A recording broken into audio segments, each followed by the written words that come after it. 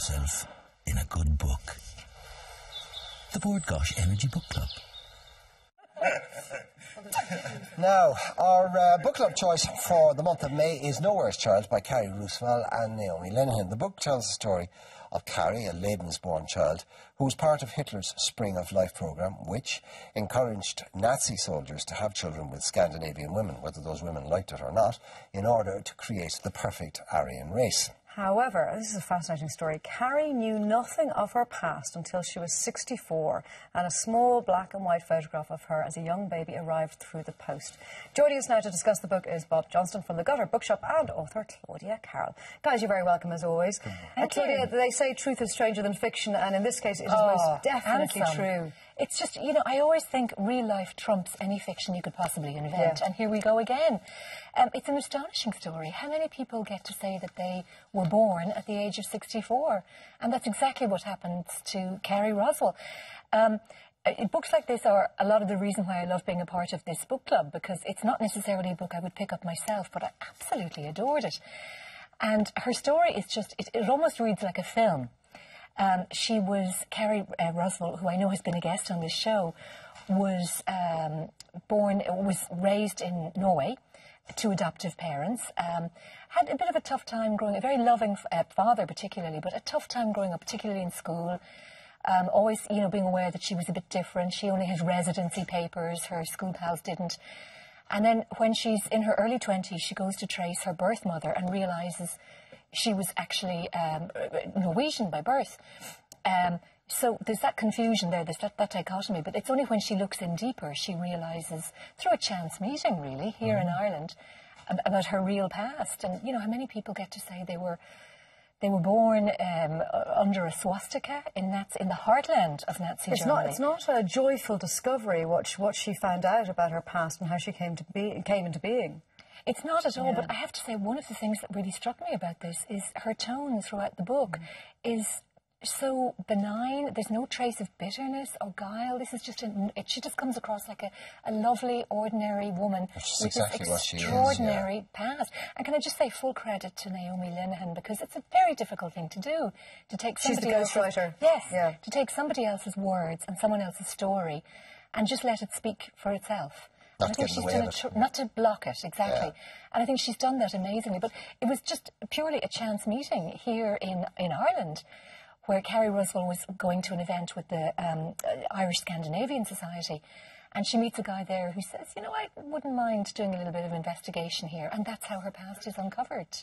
It is, Bob, was it a book that you would have picked up by choice? No, because you're a fiction guy. I was going to say, that's what I was talking about. I read pretty much all fiction. I'm not a big reader of biography. So, you know, when this one was given to the book club, it was one of those, not sure about this.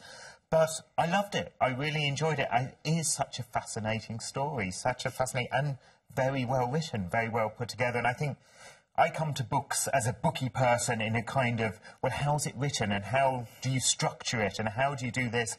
You know, it's a bit sad you learn the secret from the cover, in a way. You know what the story is going to be, but actually they do a very good job of unravelling it, you know, as time goes on and she discovers more and more about her past, about the first 3 years of her life. You know, we were talking about her first meeting with her real mother, her birth mother, and how all the expectations that are loaded onto that about what will happen when you meet your birth mother.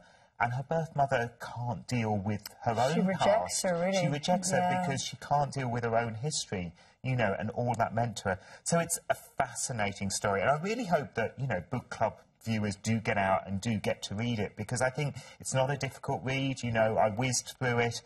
You get a real feel for Carrie's voice, and I think, as we were saying, you know, that's where Naomi's kind of skill lies, in just letting her tell her story.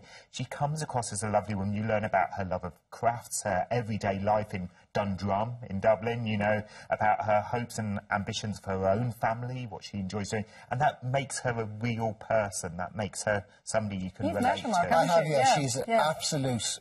She's a sweetheart. She's the kind of woman that the minute you meet her, she's got this lovely, almost beatific smile on her face. You just want to give her a hug. More importantly, she's giving you a hug before you even talk. That's the way she is. She's that type of person. I'm fascinated. We've been, you know, there's all these incredible literary stories about, you know, post-World War II, about what the Germans did. Eugenics, conspiracy theories, you know, Boys from Brazil, the Odessa file, you know, that they still harboured ambitions to rule the world even after the fall of the Reich and all the rest of it. And when you see this, I mean, it's there in reality. Yeah. This was their plan for future domination, for a race that will rule the world for 1,000 years. Yes, eugenics is something we very much rightly associate with Nazi Germany, with the Third Reich.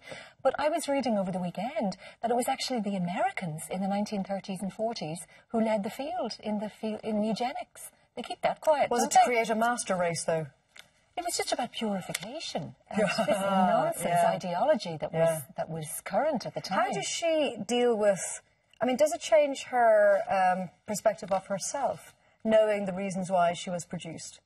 I think, like everybody, you want to know the truth. She knew nothing about the first 3 years of her life, and that was a gap that she needed to be filled. But what I think really comes across is, you know, her adopted father. She had such a strong love for her adopted father, and she grows up to be a wonderful, rounded woman who is capable of love and all of those things. And I think it just goes to show, you know, that actually love and all of that companionship and everything will bring them up to be a wonderful person, and that's what's important.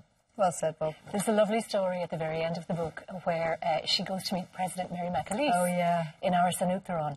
And Mary McAleese, she's, you know, kind of intimidated by her surroundings, and Mary McAleese just takes her hand and says, "I hope the Irish are being kind to you."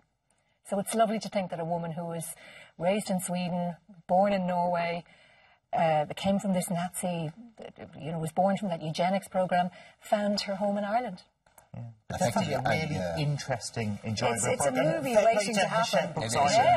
Fair play to Hachette Books Ireland for finding the story and publishing it in this way. I think they've done a great job. And good work, Naomi Lennon, as well. Guys, thank you for your reviews. Now, our May Book Club choice is, of course, Carrie Roosevelt and Naomi Lennon's Nowhere's Child, the inspiring story of how one woman survived Hitler's breeding camps and found an Irish home. If you'd like to be with a chance of winning a book club goodie bag and a Versus tablet, then send us your reviews by Friday, May 22nd. So you want to get your skates on. You can email them to us, irelandm@tv3.ie, post them to Board Gosh Energy Book Club, TV3 Westgate Business Park, Ballymountain, Dublin 24. Lose yourself in a good book. The Board Gosh Energy Book Club.